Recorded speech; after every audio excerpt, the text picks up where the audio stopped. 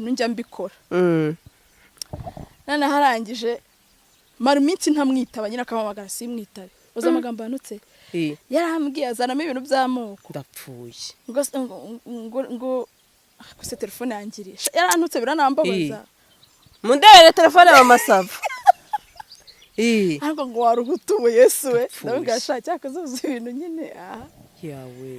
nta mahirwe menshi ubuzima ufite kwisi yarantutse yo munyana disi ibaza umuntu ntukawe kubera umwimye ibyo amwimye ngo ko dukora sex online ikintu cyambabaje ntago uwo mutipa akuze yambwiye niba afite imyaka 19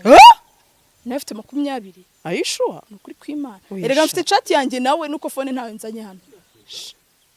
afite imyaka itari hejuru ya 20 yawe nakwereka chat yanjye nawe agahangara mama ako mwagiye munamenya mama Shani mwagiye munamenya ko Shanice tunabaruta tunafite abana yo tutagendera muri ibyo bigare byanyu wajyana ase aba yarwaye iki nano yarambwiye gukora iki ndamubwira ngende umukinnyi w'amafilme ngo none se ngo wishyura inzangahe ndamubwira kubera icyo uri kumbaza ngo nishyura inzangahe numva nyine ni muri babajama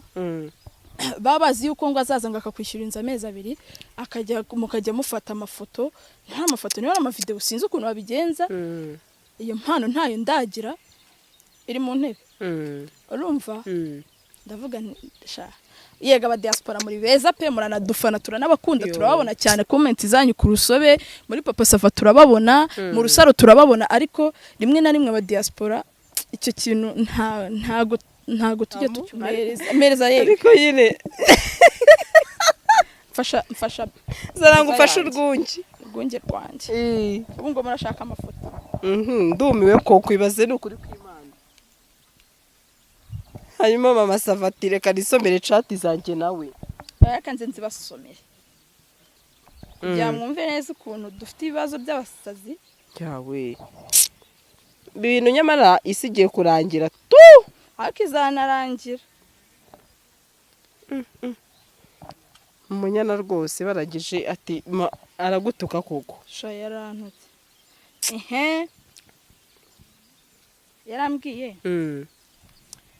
ngo ko wanyanze ngo nta message nimwe ngo sorry mba niriwe mu kazi ibindi bisome kambisome ego komana yanjye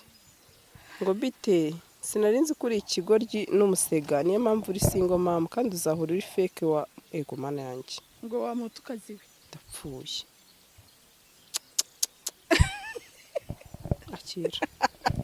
UMUDIASPORA